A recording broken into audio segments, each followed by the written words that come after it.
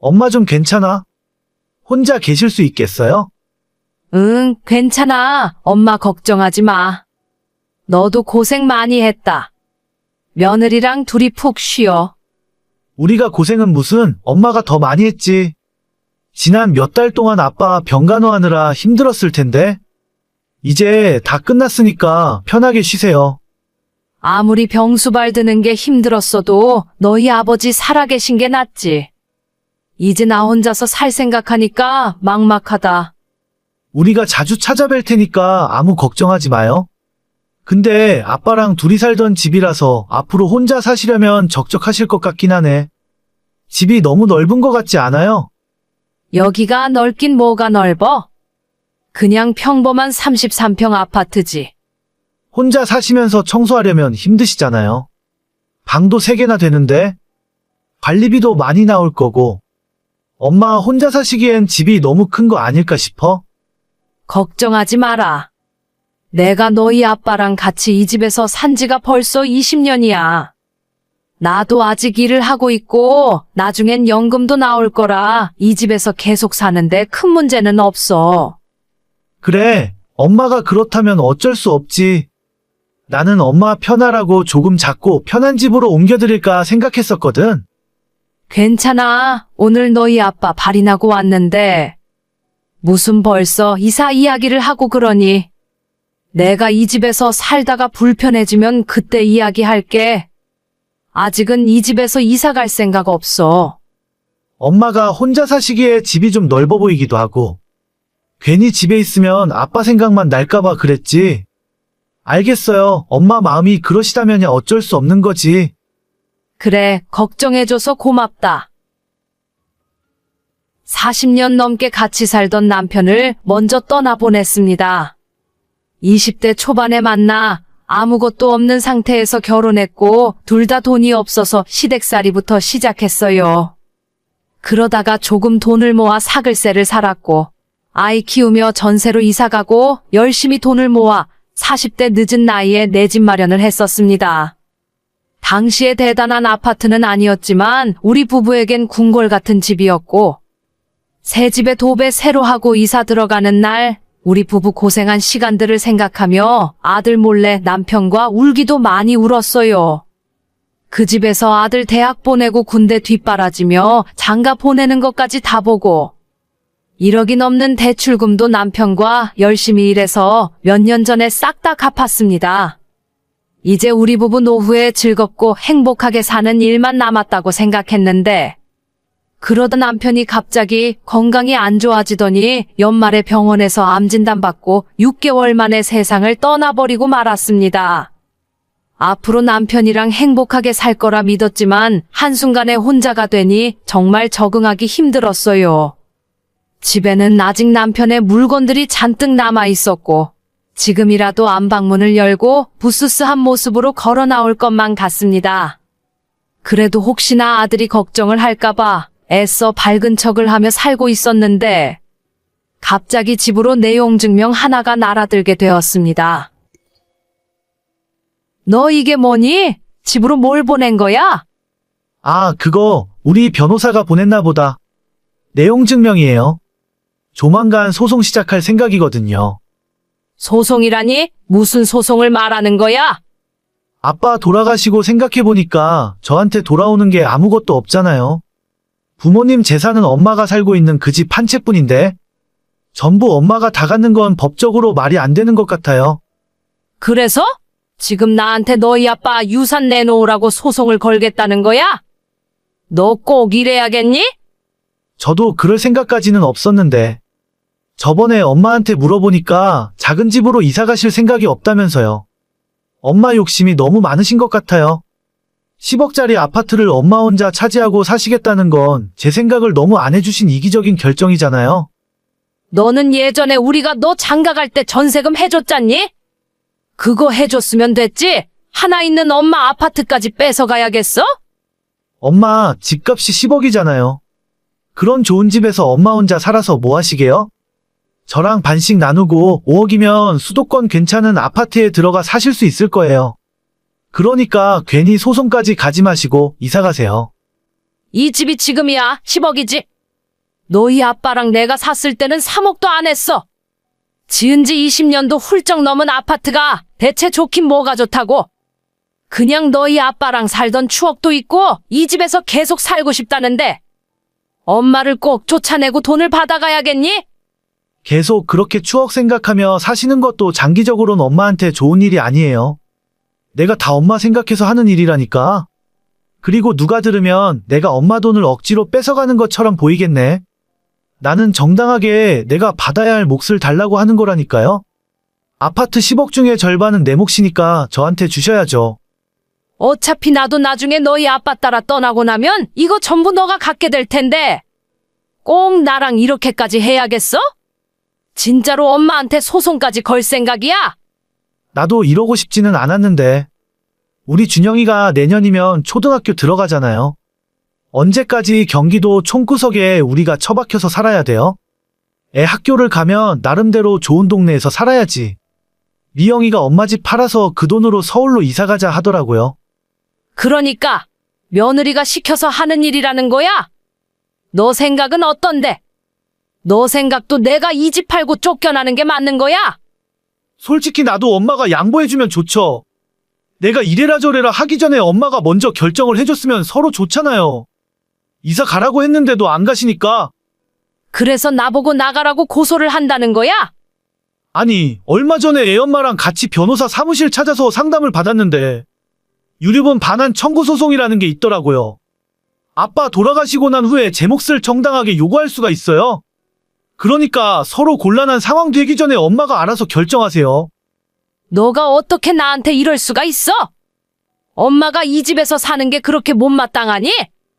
내가 언제 너한테 아무것도 안 준다고 했어? 엄마, 원래 자식한테 주는 건 아무것도 아깝지 않다는 말도 있잖아요. 적당히 포기하실 줄도 알아야죠.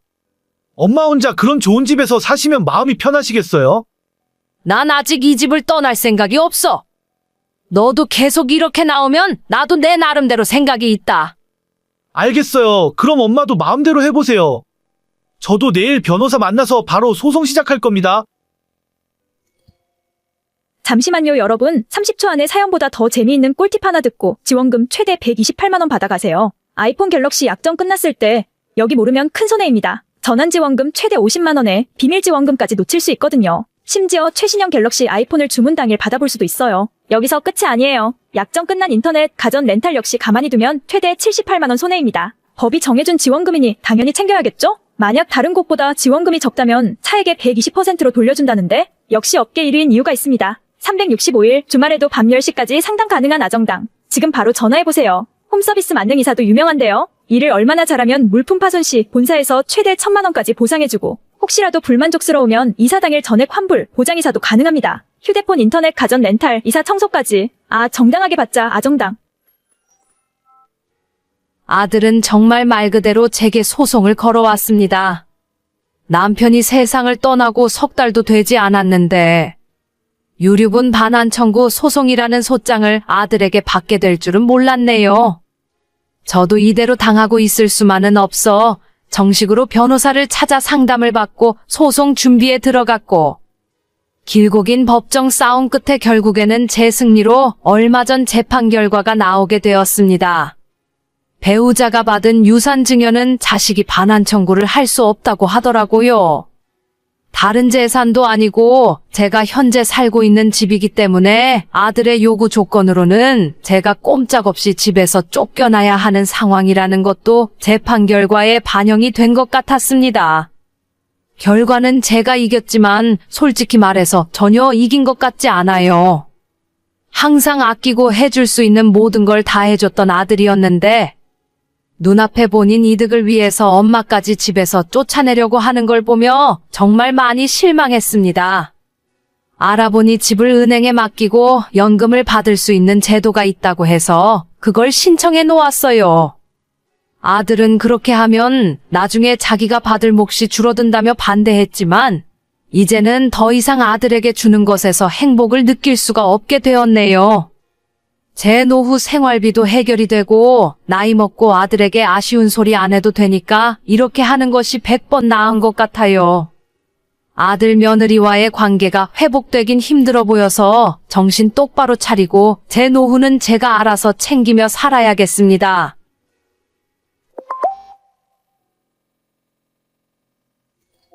동서, 어머님 이제야 우리 집에서 떠나셨어.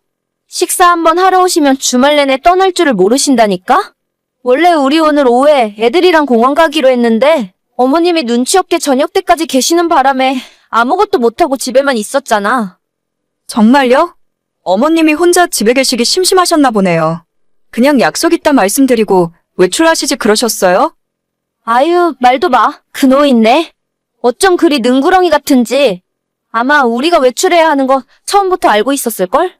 옆에서 손자가 밖에 나가자고 심심하다고 난리를 부리고 있는데도 꼼짝도 안 해. 완전 독한 노인네야? 그러길래 왜 갑자기 어머님 댁 근처로 이사를 가셨어요? 멀리 계셨을 때는 자주 안 봐도 됐었을 텐데. 뭘 모르는 소리. 어머님이 이제 사시면 얼마나 사시겠어? 이럴 때 옆에서 알랑방귀 끼고 잘 보여야 뭐라도 하나 더 떨어지지. 동서도 정신 똑바로 차려. 그 여우 같은 신우들한테 다 뺏길 순 없잖아? 막말로 나중에 어머님 돌아가시고 나면 재산은 누가 지내? 동서랑 내가 지내야지. 신우들은 시집가고 출가회인인데. 그건 그렇죠. 저는 그래도 어머님 댁 근처로 이사 가면 남편이랑 제가 직장이 너무 멀어져서 힘들 것 같아요. 그냥 하던 대로 해야죠, 뭐. 아유, 내가 원래 이런 이야기 잘 안 해주는데 동서가 너무 순진해 보여서 충고 하나 하는 거야. 위로 누나가 셋이나 있고 형도 하나 있는데 그런 집에 막내 며느리로 들어왔으면 눈치 빠르게 움직여야지. 예전에 시아버님 돌아가셨을 때 일부러 아무것도 안 나눠주신 것 봐. 끝까지 재산 틀어주고 자식들 하는 거 보겠다고 그러시는 거 아냐? 동서도 자주 들러서 애교도 부리고 어머님 눈에 한 번이라도 더 들어야 돼. 알긴 아는데 저는 성격상 그런 걸 잘 못하겠더라고요. 그리고 유산 때문에 잘해야 한다고 생각하면 뭔가 좀 아닌 것 같기도 하고. 어휴, 속 편한 소리 한다. 어차피 어머님 돌아가시고 나면 이 집안 형제들끼리 서로 얼마나 얼굴 보고 살겠어? 지금도 신우들이랑 못 잡아 먹어서 안달인데 눈 딱 감고 1년 2년만 고생하면 땅이라도 한 평 우리한테 더 주실 거 아냐? 그 말도 일리가 있네요. 그래도 저는 그런 것까진 잘 모르겠어요. 그냥 며느리 도리도 제대로 못하는 것 같아서 기본이라도 잘하려고요. 뺏어오진 못해도 뺏기고 살진 말아야지. 노인네 말하는 것도 오락가락 하는 거 보니까 그리 오래 걸리진 않을 것 같아. 아유, 다음 주에도 또 노인네 집에 가서 빨래해주고 밥해주고 하려고. 동서도 생각 있으면 같이 갈래? 저는 주말에 약속이 있어서요. 다음에 애랑 같이 찾아가서 모시고 식사하러 갈 생각이에요. 그래, 미리미리 안 챙겼다가 나중에 후회하고 그러지 마. 저희 남편은 위로 누나가 셋에 형이 하나 있는 5남매 집안의 막내입니다.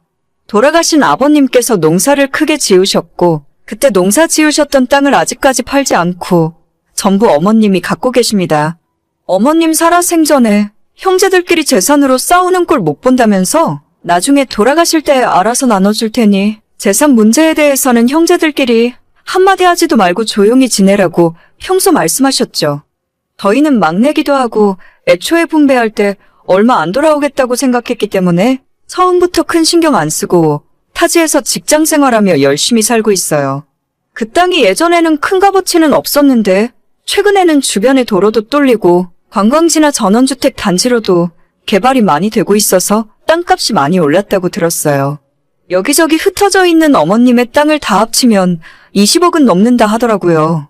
저랑 남편 생각은 형제들끼리 공평하게 나눠 가져도 4억이고 그 절반만 가진다고 해도 적지 않은 돈이라서 그냥 주는 대로 받을 생각입니다.